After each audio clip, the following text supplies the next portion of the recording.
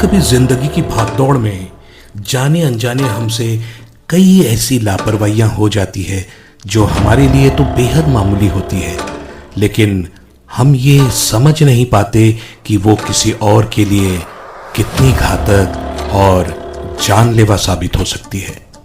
किसी और के लिए ही क्यों, कभी कभी ऐसी लापरवाहियां खुद के लिए भी जानलेवा साबित हो सकती है। नमस्कार, एक छोटे से अंतराल के बाद मैं आपका दोस्त जॉय हाजिर हूं फिर से एक दिल दहला देने वाली सत्य घटना के साथ, जो कोलकाता के एक पॉश इलाके में रहने वाले सुदीप्तो चैटर्जी के साथ आज से 9 साल पहले घटी थी। इस सत्य घटना के बारे में हमें लिख भेजा है कोलकाता के भवानीपुर में रहने वाली हमारी श्रोता त्रिजीता गांगुली ने। चैनल घटना के वास्तविकता का कोई दावा नहीं करता है। घटना में पात्रों के नाम व्यक्तिगत कारणों के मद्देनजर बदल दिए गए हैं। इससे पहले कि कहानी में आगे बढ़े, अगर आप चैनल में नए हैं तो चैनल को जरूर सब्सक्राइब कर लें और बेल आइकन का बटन दबाकर नोटिफिकेशन ऑन कर लें, ताकि आपको हमारी हर प्रस्तुति जो कि सत्य घटनाओं और अनुभवों पर आधारित होती है उसकी जानकारी मिलती रहे। अब बढ़ते हैं कहानी की तरफ। कोलकाता में रहने वाले सुदीप्तो की तबीयत काफी दिनों से खराब चल रही थी। ऑफिस से रात को लौटते वक्त उसने सोचा था कि रुक के केमिस्ट को बता के दवाई ले लेगा, लेकिन ऑटो में लौटते वक्त उसने एक होम्योपैथिक क्लिनिक देखी। सुदीप्तो ने सोचा कि होम्योपैथी में साइड इफेक्ट का तो कोई खतरा नहीं होता है, और वैसे भी सुदीप्तो को होम्योपैथी दवाओं पर कुछ ज्यादा ही भरोसा था, क्योंकि वो खुद एक होम्योपैथी दवा बनाने वाली बड़ी कंपनी का सेल्स मैनेजर था। तो ऑटो रुकवाकर सुदीप्तो उतर गया और सीधे क्लिनिक में चला गया। डॉक्टर ने उसकी नब्ज देखी और सारी डिटेल्स पूछने के बाद उसे सिर्फ 1 दिन की दवा दी और कहा कि अगर प्रॉब्लम बनी रहे तो एक बार फोन कर दीजिएगा। सुदीप्तो ने घर लौटने के बाद खाना वाना खाकर दवाई खाई और सोने चला गया। सुबह उठा तो तबीयत एकदम ठीक थी। इतना फ्रेश, इतना हल्का उसने कभी फील नहीं किया था। कमाल की दवा दी थी डॉक्टर ने। नहा धोकर सुदीप्तो ने सोचा कि एक बार डॉक्टर को फोन करके इत्तला कर दूं कि मेरी तबीयत अब पहले से काफी अच्छी है। उसने नंबर मिलाया तो उधर से एक आवाज आई, The number you are trying to call is currently not reachable. Please try Sudipto again ने later. दोबारा नंबर मिलाया, लेकिन The number you are फिर से trying to call वही is आवाज। currently not reachable. Please try again later. इस बार सुदीप्तो ने अपने पॉकेट से प्रिस्क्रिप्शन निकाली और नंबर फिर से देखने लगा तो कागज के ऊपर डॉक्टर का नाम लिखा था, लेट डॉक्टर तन्मय चक्रवर्ती। सुदीप्तो ने जो देखा था उस पर उसे यकीन ही नहीं हो रहा था। वो ऑफिस पहुंचा तो सबसे पहले उसे उसका दोस्त आकाश मिला। उसने उसे पूरी बात बताई। आकाश ने पहले तो पूरी बात को हंसी में उड़ा दिया, फिर जब सुदीप्तो ने उसे प्रिस्क्रिप्शन दिखाई और दवा की पुड़िया दिखाई तो उसे मानना ही पड़ा। इस बीच सुदीप्तो पानी पीने को उठा तो आकाश ने डॉक्टर का नंबर डायल किया और उसे भी वही आवाज सुनाई दी जो सुदीप्तो को सुनाई दी थी। The number you are trying to call is currently not reachable. Please आकाश ने try भी again later. इस पर ज्यादा ध्यान नहीं दिया, क्योंकि सुदीप्तो को भी यही सुनाई दिया था। रात को वापस घर लौटते वक्त सुदीप्तो का फोन बजा। नंबर डॉक्टर तन्मय चक्रवर्ती की क्लिनिक का था। सुदीप्तो ने फोन उठाया तो उधर से डॉक्टर की आवाज आई, तुम्हारा दोस्त हमको फोन किया। बीमार तो नहीं था, लेकिन फोन किया। अब विजिट तो करना पड़ेगा ना। और फिर फोन कट गया। सुदीप्तो ने तुरंत पलटकर उस नंबर पे फोन किया तो फिर से वही आवाज सुनाई दी। The number you are trying to call is currently not reachable. Please Sudipto try ने again later. तुरंत आकाश को फोन लगाया। आकाश कोलकाता से लोकल ट्रेन पकड़ के रोज की तरह वापस घर जा ही रहा था। भीड़ ज्यादा होने की वजह से आकाश ट्रेन के दरवाजे के पास खड़ा था। उसने ट्रेन में ही फोन उठा के बोला, हाँ सुदीप, तो बोल क्या हुआ? हाँ अरे जोर से बोल, सुना ही नहीं दे रहा है। Hello hello. और अचानक एक झटका लगने के कारण आकाश लोकल ट्रेन से सीधा नीचे गिर गया और उसकी मौत हो गई। आकाश के फोन पे लास्ट रिसीव्ड कॉल सुदीप्तो के नंबर से ही था। पुलिस ने उससे पूछताछ की तो उसने कहा कि दोस्त की तबीयत थोड़ी खराब थी तो हालचाल जानने के लिए मैंने उसे फोन किया था। पुलिस ने थोड़ी बहुत और पूछताछ की और उसके बाद में उसे छोड़ दिया। अगले दिन सुबह ऑफिस पहुंचा तो देखा स्वाति बुरी तरह डिप्रेशन में थी। दरअसल स्वाति और आकाश हाल ही में एंगेज हुए थे। सुदीप्तो उसे संभालने की कोशिश कर ही रहा था कि उसकी डेस्क पर रखा फोन बजा। उठाया तो उधर से आवाज आई, सर किसी डॉक्टर तन्मय चक्रवर्ती का फोन है, आप कहें तो ट्रांसफर कर दो। सुदीप्तो ने लाइन ट्रांसफर करने को कहा तो उधर से आवाज आई, हमारा दवाई ठीक था ना, कोई प्रॉब्लम तो नहीं हुआ? सुदीप्तो अपनी दांतों को भींचते हुए एक धीमी सी आवाज में बोला, मुझे कोई प्रॉब्लम नहीं है, लेकिन जब मैं आपको फोन करता हूं तो आपका फोन लगता नहीं है और आप मुझे फोन कर लेते हैं। सुदीप्तो की बातें सुनकर डॉक्टर ने कहा, दूसरा नंबर है, लिखो। सुदीप्तो के पास कुछ नहीं था तो उसने स्वाति को बोला, जरा नंबर लिख लो तो।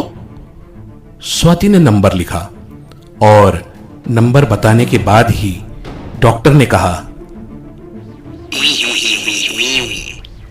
तुम्हारा दोस्त तो हमारा नंबर डायल कर दिया, अब तो विजिट करना पड़ेगा। इतना कहने के बाद डॉक्टर ने फोन को काट दिया था। सुदीप्तो डरा हुआ सा पलट के बोला, तुमने नंबर डायल किया क्या? स्वाति ने कहा, हाँ कॉल लिस्ट में है, लो नंबर नोट कर लो। सुदीप्तो ने चुपचाप फोन नंबर लिखा तो देखा ये तो वही नंबर है जो प्रिस्क्रिप्शन पे भी था। दिन भर बार बार स्वाति को देखता रहा।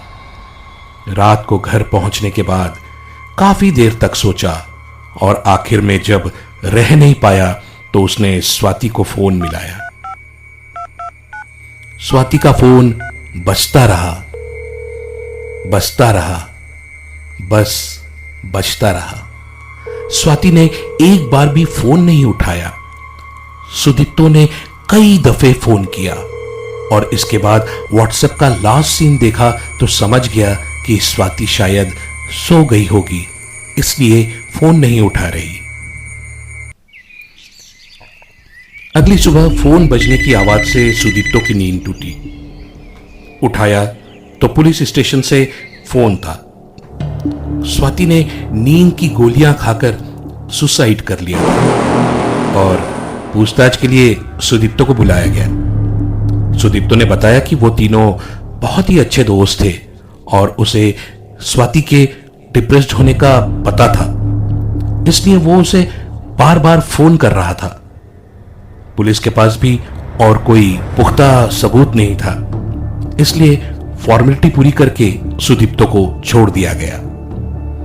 सुदीप्तो पुलिस स्टेशन से बाहर सीढ़ियों से बस उतर रहा था और पता नहीं क्यों उसके चेहरे पर एक मुस्कुराहट धीरे धीरे बढ़ती जा रही थी। सुदीप्तो ने अपना इलाज करवाने के बाद प्रेस्क्रिप्शन को ध्यान से देखा तो डॉक्टर के नाम के आगे लिखा था लेट डॉक्टर तन्मय चक्रवर्ती। उस डॉक्टर को फोन करो तो फोन पे एक ही आवाज The सुनाई number देती, you are trying to call is currently not लेकिन reachable. वो डॉक्टर सुदीप्तो को उसी नंबर से फोन करता था। उस नंबर पे सुदीप्तो के दोस्त आकाश ने फोन किया तो वो लोकल ट्रेन से गिरकर मारा गया और उसी की गर्लफ्रेंड स्वाति ने गलती से ही नंबर डायल कर दिया तो उसकी भी मौत हो गई। सुदीप्तो समझ गया था कि किसी से अगर नंबर डायल करवाएगा तो क्या हो सकता है। सुदीप्तो सेल्स मैनेजर था और दिमाग में यही चल रहा था कि कई दिनों से उसका बॉस थोड़ा बीमार चल रहा है। अगर उसके बॉस ने एक बार डॉक्टर तन्मय चक्रवर्ती को फोन कर लिया तो सुदीप्तो को एरिया सेल्स मैनेजर बनने से कोई नहीं रोक पाएगा। सुदीप्तो ने देखा कि उसका बॉस खांसता हुआ अंदर आ रहा है तो थोड़ी देर बाद ही उसके केबिन में पहुंच के बोला, सर आप भी मेरी तरह बहुत दिनों से खांसी से परेशान हैं। ये लीजिए सर, डॉक्टर तन्मय चक्रवर्ती का नंबर है ये खांसी ना एक रात में ठीक कर देंगे, ये एक बार फोन करके देख लीजिएगा। नंबर देकर सुदीप्तो बाहर आकर अपनी सीट पर बैठ गया और एरिया सेल्स मैनेजर बनने के ख्वाब देखने लगा। करीबन 1 से 2 घंटे के बाद में डेस्क में उसका फोन बजा। उठाया तो उसका बॉस था जिन्होंने सुदीप्तो को बताया कि उसने बहुत ही कमाल के डॉक्टर का नंबर दिया था क्योंकि उसने फोन पे ही उसके बॉस के प्रॉब्लम का सॉल्यूशन निकाल दिया। क्योंकि डॉक्टर तन्मय चक्रवर्ती ने उनसे कहा था कि शायद आप जिस कमरे में बैठते हैं वहां पर एसी चलने के कारण आपको डस्ट एलर्जी है, आप कमरा बदल कर देखिए सब कुछ ठीक हो जाएगा। और वाकई करीबन 1 से 2 घंटे के अंदर में, यानी कि जैसे ही उन्होंने कमरा बदला उनकी तबीयत बहुत हद तक ठीक हो चुकी थी। सुदीप्तो ने गुस्से में ही पर मुस्कुराते हुए बॉस का फोन काटा और सीधे डॉक्टर को फोन मिलाया। फोन उठते ही सुदीप्तो के कुछ बोलने से पहले ही डॉक्टर ने कहा, यही क्लिनिक हमारा है, जो होगा हमारा मर्जी से होगा। केमन? सुदीप्तो ने इतना सुना और उस पर बरस पड़ा, चीखा, चिल्लाया, गालियां दी। आकाश और स्वाति की तबीयत तो तुमने ठीक कर दी थी, अब की बार मेरे बॉस की तबीयत ठीक करने की बारी थी तो तुम पलट गए हैं? चाहते क्या हो तुम मुझसे? हाँ? और उनको ये क्यों बोला फोन करने के लिए? जब मैं तुम्हें फोन करता हूं तो तुम्हारा फोन लगता नहीं है और तुम मुझे फोन करते रहते हो। मैंने मेरे बॉस से भी तो फोन कराया था, उनका इलाज नहीं करोगे? हैं? नहीं करोगे उनका इलाज? जाओ ना, जाओ एक बार उनको भी विजिट करके आओ, जाओ ना। मुझे एरिया सेल्स मैनेजर बनना है।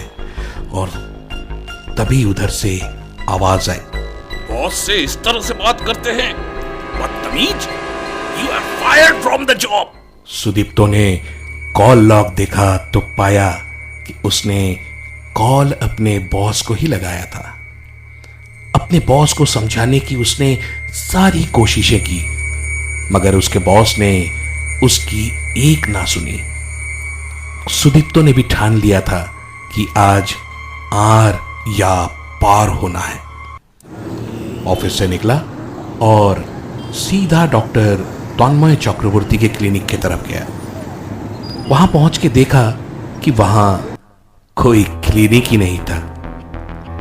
एक दुकान थी तो उसने दुकानदार से क्लिनिक और डॉक्टर तन्मय चक्रवर्ती के बारे में पूछा तो उसने बताया कि वहां एक क्लिनिक थी तो सही, लेकिन वो डॉक्टर फर्जी थे, दवाइयों के नाम पे स्टेरॉइड देते थे।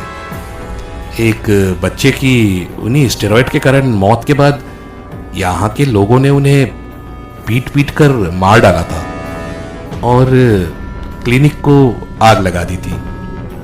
ये दुकान बस 2 साल पहले ही खुली है और मैं इस दुकान का मालिक हूं।